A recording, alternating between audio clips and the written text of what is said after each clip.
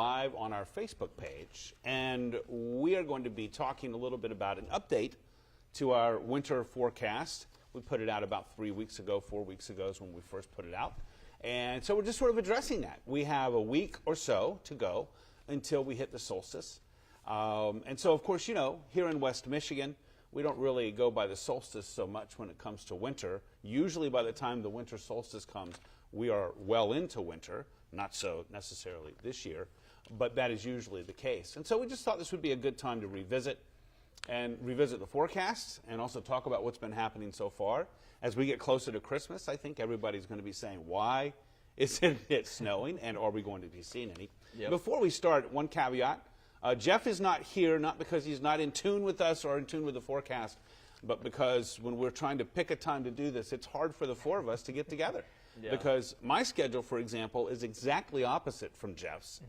And Will and Colin here are sort of in the middle. And so it's difficult to get all four of us together. So that's why Jeff isn't here, but obviously as you watch him in the morning and at noon, he too is in on the forecast that we have going forward. So for sure. As an introduction, of course, the forecast was for, or is for, less than normal snowfall. Will can adjust a little bit about that. We've got El Nino to blame for that. Yeah, which now I'm realizing our graphic, I don't know where it went. Do you see I don't either. I thought that Sam was there. She goes. Yeah. They switched out the graphic in the monitor, but they'll get that fixed here in a second. But yeah, so if you haven't heard, El Nino is very much a thing right now. If you don't know what El Nino is, we'll get into that here in just a second with the help of some visual aid over Keith's shoulder. Oh man, now look at it. It's Will and big double Will. It's like Inception. There we go. There's a lot of us. There's the graphic. Now. Okay. There's a lot of us. It's a little bit more laid back, right, when we're on online. That's right. I mean, this is YouTube and Facebook. So. Yeah. No, I like. That's what I like about this is we can kind of just be a little bit more laid back than we can be on our 2.5 minutes of live TV. So, anyways, yeah, this is a look at essentially an explainer of what El Nino is. So, normally you get the trade winds out in the Pacific Ocean. They blow from essentially east to west, and sometimes those trade winds will weaken somewhat. But typically in a normal setup, those trade winds push some of the warmer surface water a little bit farther west. But when those trade winds weaken, some of that warmer water kind of hangs out and resides in the eastern, what we call equatorial Pacific. So the Pacific Ocean kind of right along the equator. And so it's that warmer than average or warm anomaly, if you will, of ocean temperatures that has global impacts, but especially here in North America. And when it comes to specifically our winter, there's some pretty classic things that typically does when we look at all the El Nino winters since about 1950. This is kind of a general, the themes, if you will, that we see from El Nino. So typically you see a more active Pacific jet stream in the southern U.S., and typically the polar jet stream, which is what brings those like shots of cold air and sometimes some snow for us, is usually pushed a little farther to the north. So that opens the door for warmer and drier conditions in parts of the Midwest. The warm signals mainly really across the north central U.S. and northwestern U.S. And then the dry area is sort of the Missouri River Valley up towards like the Ohio River Valley, as you can see on that graphic. The biggest signal, honestly, of El Nino is actually that more Pacific jet stream farther south where they see a lot more flooding a lot of times and things like that. So that's kind of what El Nino does. Is it's a what we call a teleconnection pattern. That's a fancy term for just a pressure or temperature pattern that has implications really across the globe. So that's what El Nino is, and that was in part one of the things that we look for when we kind of come up with our winter forecast. Well, because weather is sort of like dominoes, everything's connected to something else. So when you shift something like warm or cold water in the equatorial Pacific, for example, that's going to shift other patterns, and it's a domino effect. And also what Will was talking about there is there's more of a steady, constant signal or more of a predictable signal, like Will said of that southern jet. That has more consistently shown up whenever there's a stronger El Nino like we're going to be having this year. Sure. The other patterns, especially with respect to West Michigan, are not as strong. The signals are not as strong, and so that's why it makes it somewhat still of a forecast that this may happen. This is what is likely to happen. But that's sort of the rationale behind it. And like he said, this is the overarching, the overriding pattern that can have a seasonal impact. It can even go over multiple seasons, whereas there aren't really any other good predictors in the atmosphere that go out that far. There are good predictors in the atmosphere that might take us 10 days or 2 weeks or even a month. But when we're talking about looking out 3 or 4 months into the future, this is really about the only thing that we have to pen a forecast on. And so that's why the forecast is for warmer than average temperatures and, of course, less than average snowfall. I will say, so let me see. What was the next one I wanted to show? So I think we also just need to touch on, and this is going to be maybe hard. I don't know, Ray, if you can like zoom in pretty decently. I'm going to slide over a little bit. And I don't know if the glare is bad, but so this graphic, I mean, Keith and Colin, you guys can touch on this too, but this is just a look at Kalamazoo and Grand Rapids average snowfall broken down a month. So Kalamazoo is in the lighter blue, Grand Rapids is in the darker blue. It's kind of interesting. You can see Grand Rapids outpaces Kalamazoo traditionally, and by 12 inches. Now, this is one thing I will say is the Grand Rapids measurements, as you both know, are from Grand Rapids Weather Service, and that's a very reliable snow climatology that we have that goes all the way back to the late 1800s. What's weird is the National Weather Service, they stopped cataloging snow officially in measuring snow in Kalamazoo, I think, in the 80s or 90s, I think. Yeah. And we did have climatology that went back, but what's interesting is we've actually at News Channel 3 been keeping daily snowfall records of our own measurements since '88. Summer of '88. Yeah. So we have essentially our own catalog of snowfall records, which is really helpful because we've been able to like create our own 30-year climatology essentially. Yeah, because a climatological period is a 30-year period. Yeah. And so we now have 35 years, 34 years anyway, 35 years of records so that we can go back and say, okay, well, this is at least climatologically speaking. Yeah, so like, I mean, what are the takeaways from this, you guys? Well, obviously from this, obviously, first of all, the Grand Rapids historically has a little bit more snow, but I also noticed too, because I've been here for a long time, when I arrived at News Channel 3, the climatological average snowfall for our area was in the neighborhood of low to mid-70s. And so we have noticed that there has been quite a decline, quite a decrease. And in fact, if you go back the last 10 or 15 years, I think there have only been 1 or 2 years when we've exceeded 70 inches of snow. Yeah, I can tell you really quick. And by the way, credit to Will, by the way, who's crunched a lot of numbers to come up with this. So the last time we saw, that's crazy. The last time we saw more than 70 inches of snow in Kalamazoo during the winter was 13 to 14.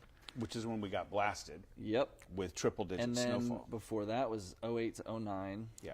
And then 06 to 07. So yeah, like in recent years, last year actually was the most snowy we had seen since 2017 to 2018, which is another interesting nugget. So and last year, if you recall, we got hit pretty hard in November and December. Yeah. And I'm actually working on a year review story. I think I was telling you guys. And last year, then we hit January and February were like really tame. January, I think we saw like about half the snow we normally do, and February, I think, was one of the least snowy we had seen in like a decade. Well, and I think that's one of the things to me when I think about our forecast and our snowfall forecast. It comes in different parts. Yeah. We have an overall snowfall forecast, but then there's also when do you think it's going to occur? I always look at it as it going to be front-loaded or back-loaded because to me, typically, it doesn't fall in those nice increments that you see like on this bar chart here. That never happens. That's just the average. What really usually happens when we look back is, hey, we got a lot in November, like last year. We got dumped on in November, and then some in December. We got dumped on, I think, in December. And then it went away, like Will said. And so sometimes that can happen as well, where we will have maybe 70 inches of snow, but it didn't really fall so evenly as it would be projected over the winter. And so that's another facet of the forecast, and another facet that Will really sort of crunched when he was doing these numbers and looking for what we call analogs, which is like, okay, the last time that we had like a strong El Nino, there are other things that he factored into that. What did it look like for our snowfall? And that's one of the other things that we were looking at. Not only how much snow are we going to get, which we're talking about less than average snowfall, but how's it going to fall? Is most of it going to be in December, or is most of it going to be in February?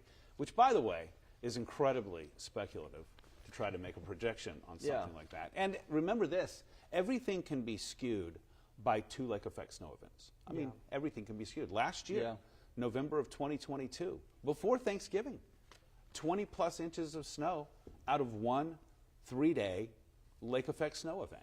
That nobody, 2 weeks prior to that happening, nobody had that in their forecast. And so that's sort of the speculative nature of it. But, we got to come up with something. Yeah. Yeah, I think this, for me, like what you were just saying too, is that always is just so crazy. Like, this is the traditional curve, but it very rare, like there's often times where we see one month get more that you might not expect it to be the snowier month. Last year, just to go back to that really quickly, last year, Colin, we saw more snow in March. We saw 17 inches, I think it was, in March, and that was more than what we saw in January and February combined. So you can obviously have these weird years, and that's the same thing. We could apply that to this December, and what we'll get to here in a second, kind of explaining some of what we looked at was what we call analog years, which are years that kind of had similar conditions going into the season. We kind of look back as a way to forecast the future, right?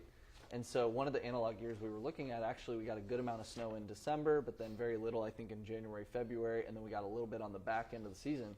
So we were thinking, maybe this year will kind of end up like that. But so far, I mean, obviously, we had a line. I mean, I remember we talked about, we're like, maybe we'll get front loaded and it'll be kind of smooth sailing for a while, and then kind of a decent amount of snow on the back end. But so far, that December prediction, if we're basing it off of that analog, is kind of out the window because it's looking really warm. Yeah, so I don't think we're going to end up with heavy snowfall in the month of January. Or December, I'm sorry. So what we'll show in here, go ahead and by the way, Colin's fun because, Colin got here in early October. Yeah. So for Colin, this is sort of like also going to be an experience, I think. Oh yeah. Like Colin's so excited. I know. I don't have a lot of experience with lake effects, so I'm excited. So so far it has not been showing up very well. Although we did have that one event. Yeah. Which again was to me so typical of lake effect, not only because of the dynamic that went into it, but also in how it was very specific as to where the heavy snow fell. And I think that's one of the hard things too, is when we get these lake effect events, it can be so localized. Right. And so what shows up in Grand Rapids and Kalamazoo could be totally different. Yeah. Well, and it will be. And it will be in the snow belt for sure. So tell us about this graphic that we have behind. So this is just NOAA, or like the National Weather Service, the Climate Prediction Center's weather outlook for the months of December, January, and February. So this echoes pretty well essentially what we would expect in an El Nino for the most part, which is just warmer than average, especially in the Pacific Northwest. They also have a pretty strong leaning towards warmer than average, up towards Maine, New Hampshire, Vermont as well.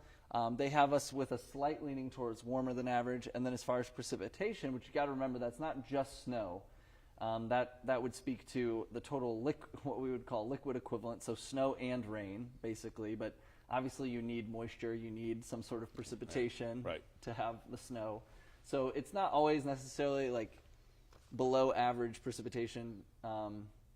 Doesn't always translate to like less snow, but you can kind of, I think, interpret it that way. Right. But that's not exact. Yeah, I digress. But yes, below average is kind of the leaning. As far as those outlooks, but the key thing with those, which we'll touch on this, we're spoiling the surprise, but we already kind of talked about this. Yeah.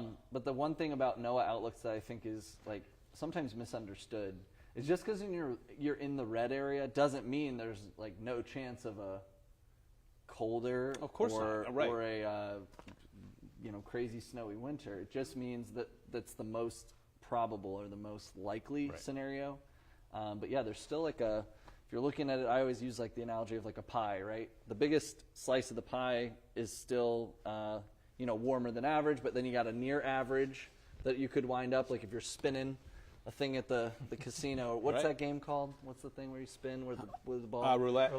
Clearly, I go to a lot of casinos. Yeah. I had to think I think it's roulette. It's like if you're trying your odds at roulette, there's still going to be a little piece of that roulette board that is colder. So it could, right. And that's why it's not a perfect correlation. I mean, it's not a 100% predictability here. Yeah. Or else there wouldn't really be a prediction to it. It would be like, okay, we're having a stronger El Nino, and so this is what it means. Yeah. And so that pie also varies from region to region, as Will was talking about. I would say if I lived along the Gulf Coast, if I lived in the Deep South, if I lived in the Southeast, I would probably think that we're going to have more rain. I mean, it's going to be wet, and it's probably going to be cooler because there's a little more consistency with that with El Nino. So the pie changes too, depending on where you are. And for us, it's really even still not definitive. Although I think that you can make a really good case for it's very likely that we won't have as much snowfall as we typically get. Yeah, and we see that a lot. But here's what's interesting. So when you look at these numbers, which I compiled, basically I looked at monthly snow for different seasons based on how strong El Nino was. And one of the very strong El Ninos we've seen, which it'll be interesting to see if this year reaches kind of that threshold. It's going to probably be a strong to very strong, I think, is their wording. So we'll see. We might be like borderline. But one of the very strong El Ninos was one of our least snowy, I think, on record. Ever. Yeah. 82, 83. Is that 82, 83. 21 inches in Kalamazoo. Yeah. And from Muskegon to only have 35 inches. And that happened in 82, 83. By the way, another note about Christmas of 82, the record warm temperature.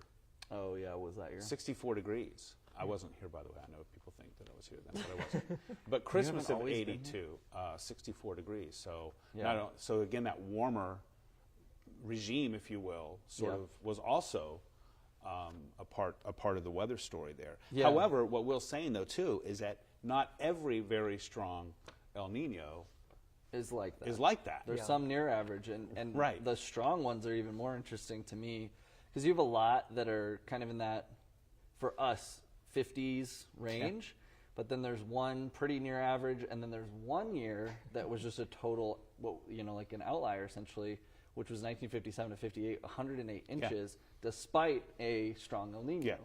But I'll tell you what, when you look at those numbers, I know you can't see them, but when you look at those numbers, also you can tell that Kalamazoo got walloped with a few heavy-duty lake effect snow events because Kalamazoo had 108.5 inches. Yep. Grand Rapids had 70. Yeah. So that is a northwest wind that brought in some heavy-duty lake effect snow. And again, that's just the unpredictability of it. But I will say this: I'm not a betting man. I don't go there either. But I will say, if I were a betting man, I really think that I would hang my hat on this snowfall projection. I'm not saying the number exactly, but what I mean is that overall, when we get to April and we can look back at the season, or maybe it's going to be May, and we can look back at the season and say, okay, this is our total snowfall for the season, I think it's going to be in this ballpark. Yeah. I think that we're not going to have, I just don't think that we're going to end up with a lot of snow. Yeah, the only thing that has me, so we've seen in Kalamazoo on Halloween, we technically measured a half an inch, even though, again, Muskegon area saw like 10 to 11 inches in spots. Exactly, yep. So we've technically, though, only seen a half an inch in October at the very end, and then we saw about 4.5 inches in November. So our season total so far is like already 5 inches, which feels weird because we haven't had any snow in so long, it feels like. The only thing that has me nervous about our original prediction, which again, we put this together, over a month ago now, Keith? It was in October. Yeah. So the only thing that has me nervous is now our December, right? December typically, one of our snowier months. We typically average what's my total? 16 and a half in December. So if we continue this trend, which is what it kind of looks like these next couple of weeks, where we see very little snow, that could, if anything, I think put me towards like maybe even a little less than this. Yeah, right. We might not even get to hear. Because it's going to take then potentially above average snow. Well, we would have to have like an average January and then above average February, above average March, let's say. Yeah. Because if we're going to make up 45 inches of snow or 40 inches of snow over substantially those 3 months, you can do the math. It's a decent amount. It's a decent amount. And so the more we go without seeing a lot of snow, the more not only does this number look right, but it might actually even be less, which that was it 2 years ago? That we had like, and it wasn't necessarily, I don't think it was an El Nino year, right? 30.5 inches. Yeah. On 2021. Yeah. Only 30 it's and a funny, half Colin, inches. it's like been a lackluster year, because I remember my first year here too. We got like a pretty impressive event right around Thanksgiving. I think it was like 2019. I don't know if you remember that, Keith. I think I came here in 2019. I can never, or 2018. Yeah, no, okay, never mind. I don't even know when I started here. 2018. Everything melts together. Okay, no, 2018 was a pretty near normal season. 2018 to 19. Yeah.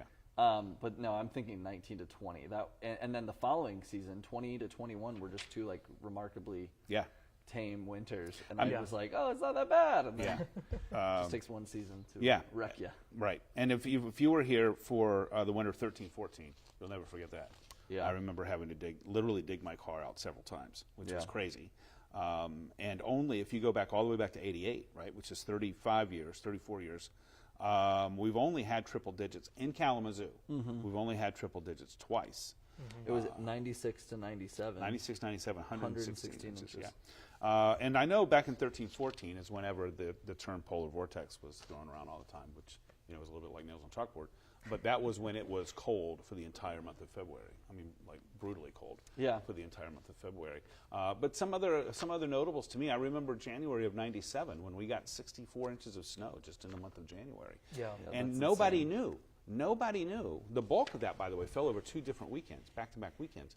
Nobody knew. I believe it was the second and third weekend. It might have been the third and fourth. But I can tell you this, in Christmas of 96, nobody had any idea that we were about to get 5 feet of snow in 1 month.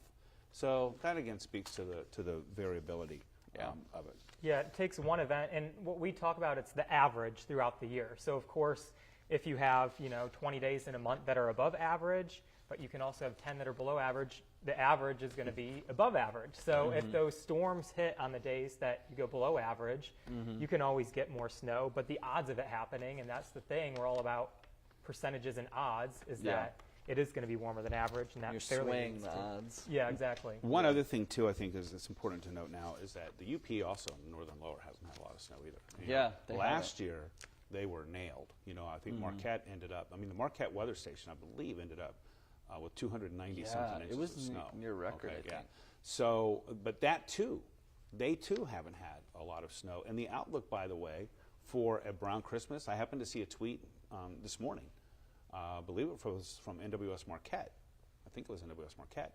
And they were, in fact it was, because they had shown how many years, they have this Christmas tree graphic, I don't know if you've seen it on Twitter, and how many years that their Christmas tree on Christmas Day is white.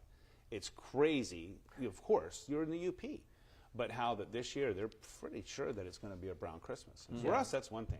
But for the folks up there, I mean, that's a sign, I think, that there's a very strong factor at play. And you'd have to say El Nino has something to do with this. I will say, I feel like this pattern we're in is very El Nino-esque. Because you get, like, we have kind of some lows that are going across, like, the southern U.S., and then the polar jet is kind of pushed farther northeast right now. And so, to me, it is a very, like, Nino-esque pattern, especially, like, how almost our temperature outlooks for the next couple weeks mirror the outlook we were just looking. Exactly. Yeah, it's very similar. So I feel like it's a pretty direct link to the El Nino. And it'll break down a couple of times during the season. The big question is how many times will it break down?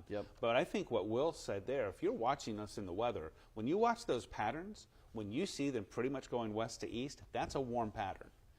We need that northwest to southeast flow. We need that polar air, or at least the Canadian air, to come down to give us snow and cold. So when you see us talking about patterns, either A, coming up from the south, which again is very typical in this pattern because it's oftentimes, if I'm not mistaken, I mean, I might be freelancing a little too much here, but oftentimes folks in the Ohio Valley, even stretching over to, let's say, Pittsburgh, will get more snow, a lot more snow. And in the Northeast, you are much more likely to have like a nor'easter in this kind of setup than you are for us to have a lot of snow because we're sort of north of the action.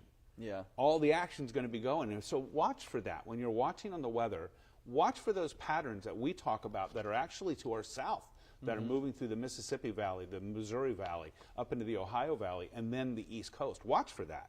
because while that's going on, we're sitting here like we get nothing out of that. And that's exactly what we saw last week. You know, the models were showing that it was going to be a little further north and west, and we were indicating that we could have a more, active weekend last weekend.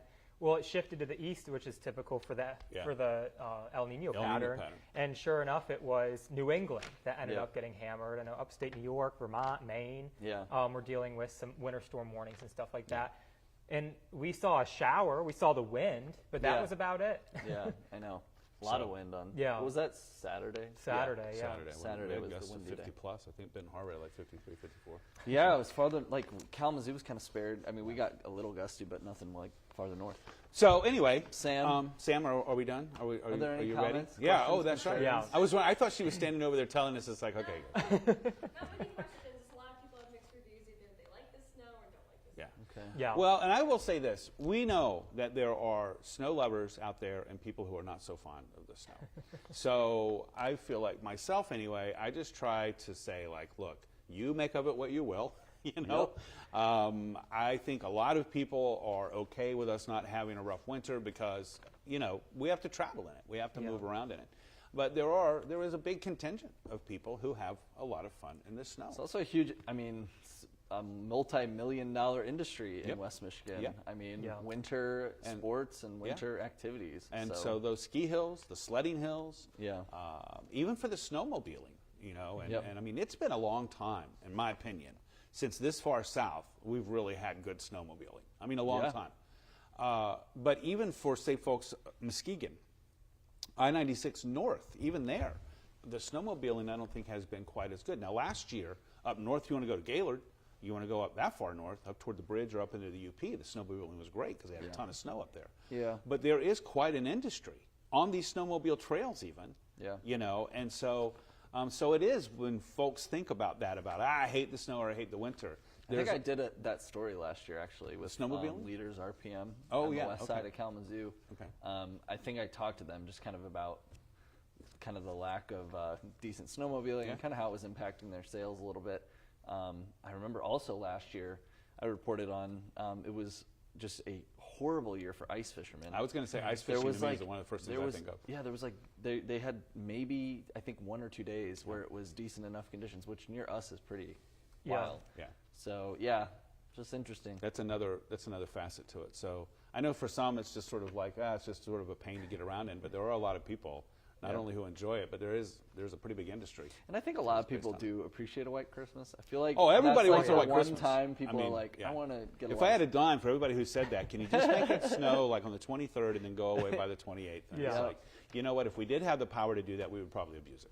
Yeah, we would. I always say if we can control the weather, we would all make a lot more money. Because if someone could, that's right. Anyways, it's any questions? Any other questions? When do you think Battle Creek will see snow again? Never.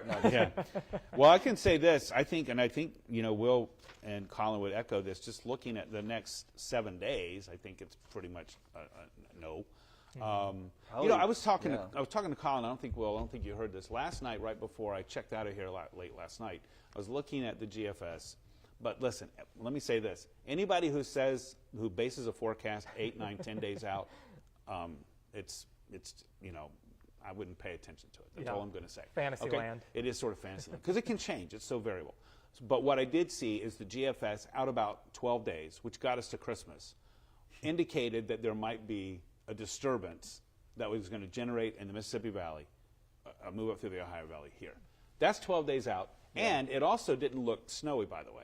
It looked like the air would be warm enough to where, if anything, it might be one of those gray, misty, damp, 35-degree Christmas days, which nobody likes. Yeah. So you want to go that far out? I would say even toward the last week of December, probably nothing in Battle Creek. Yeah. I mean, our 8 to 14-day outlook, it looks like a torch, kind of. And, of course, that's showing the probability, but it's showing a very good chance that we're going to have above-average temperatures continue through Christmas into about the last week of December. Yep. And so for the pattern also to change like that, that's very rare. And so I think that through the end of December even, there's a pretty good chance that we're going to stay above average. There's not a day in Battle Creek where we can tell you when it's going to snow next, but we can tell you the days that it won't. Yeah, I think. The next week or two at least. Yeah. So. Anybody else? Nope. Okay. Well, so hey, look, stay with us. Yeah. One thing I will say about these longer range forecasts, when you get past 7, 8, 9 days, things can really turn on a dime, and so that's why it's important to stay up with us so that we can let you know whenever something like that happens. And also know that we also, I mean, we will look every month like we already are, and we're analyzing and thinking, okay, how did our forecast verify? Oh, yeah. I mean, as meteorologists, sometimes people, like if the forecast doesn't play out exactly how we anticipated, we are the first ones to know that. I don't know if people recognize that. It's like, yeah, I'm aware. Yeah, I know I was wrong. So no, but we very much are doing that. You know, we're analyzing and looking at how the forecast is verified and is verifying. Yeah. So yeah. But I would also say too, because we also are aware of the analogs that went into this, and so also very aware of the fact that this is based on maybe like 1 or 2 or 3 analogs out of 50 years or 60 years. It is interesting. I think about that sometimes, of like maybe in 100 years, 200 years, like when there's more analogs to go off of, basically, because of how they've kept records for El Nino and La Nina. I wonder, I would think that over time, you know, seasonal forecasting will get more accurate because of that, or the probabilities will be more exact of like, there's this strong of a chance. You would like to have 5, 6, 7, maybe 10 years to compare to instead of like 1, 2, or 3. And so some of this forecast is based really on 1 or 2 analogs. Now the CPC forecast, I think, is a little bit more than that. But that's the overall warmer and less snowfall. But when you want to get like this exact, or we're going to have a lot more snow in December, let's say, that's really based on like on 1 or 2 comparisons that we have. For sure. All right, are you guys ready to wrap it up? Yeah. Okay. All right. Hey, look. Get some coffee. Yeah. Thanks a lot for watching. We're going to do this from time to time, you know, because again, it's a platform with YouTube and Facebook where why not? I mean, we can do that. And like Will said too, we are very aware of the seasonal forecast. And so, and I think we're aware, when we say we're aware of it, we're also aware that, you know, it might not turn out at all like we thought. And there's no shame in that. We're not like trying to dodge anything. And that's one reason why there's no 30 lashes. And so I think that that's one reason why it's good to get on here basically and talk about it a little bit and say like, well, here's what's going on so far. I still think we're going to be in this neighborhood. Yeah.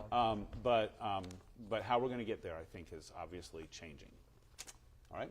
Will be interesting. Thanks. And I don't know, you guys working on things for tonight on News Channel 3? I'm doing the Gemini meteor shower. Oh, that's right. And I'm talking about some